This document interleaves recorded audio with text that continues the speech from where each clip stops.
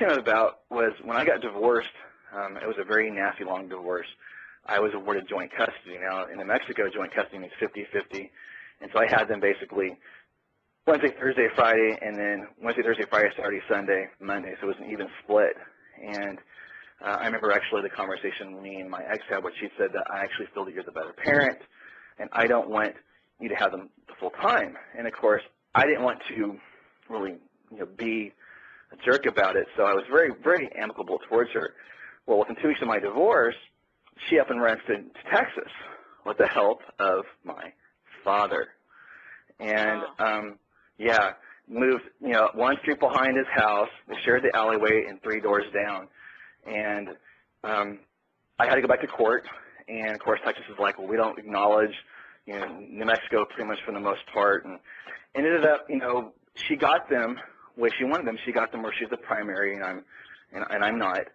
And in the course of all of that, I had a conversation with my dad's wife, his new wife, and she said, we knew what she was doing was wrong, what we were doing was wrong, but because we want to make sure we can be a part of our grandkids' life, because you won't let us be part of them, we knew if we helped her and she got rid of you out of the picture, it was okay as long as we could see them.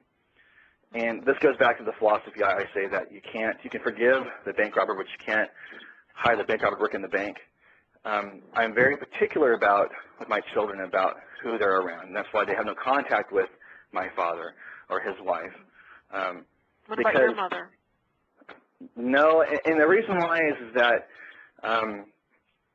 there's a lot of hurt there. It kind of goes back to the abduction, but right. She just was never able to handle. She just, for her, she was never. It's like, Joseph Cannon is a good friend of mine. He's an actor. He's a very good parent, and he's someone who's done a lot of counseling and so forth. But my mother, though, she never did, and she never dealt really well with all of that. And because of that, I'd say our return back wasn't as good as it should have been. And I have barriers. I want my children to have a much more natural and balanced life, and I don't think that my family, my parents, can provide that, especially my father. Curious, your father, loved your mother, obviously, and he wanted to be with her, and he was really kind of hurt when he wasn't. But at the same time, do you think that your mother became an alcoholic, or were things wrong with your mother before that just manifested itself after? I think and actually, that kind of goes into my next book. I believe if you look into a person's past, you can help determine how they're possibly going to be in the future. My father was someone that his mother ran out on him and his 6 siblings, and his father was left to raise them in Watts, California. And because he already had that thought, I don't need a wife the kids don't need a mother. My mother was someone that she grew up pretty much getting whatever she wanted to get, was really to a point very narcissistic, and she got what she wanted. And I think when you take a very traumatic event like that, my father being very loving, given he'd taken his children, now he's going to become very selfish, very self-centered. The negative qualities he has of him become amplified. You don't need a parent. You don't need this. Well, my mother, because she had, so I said she had depression issues since she was a little girl, they become amplified, and because of her kids being stolen. And because of that, the good traits, I think, go down.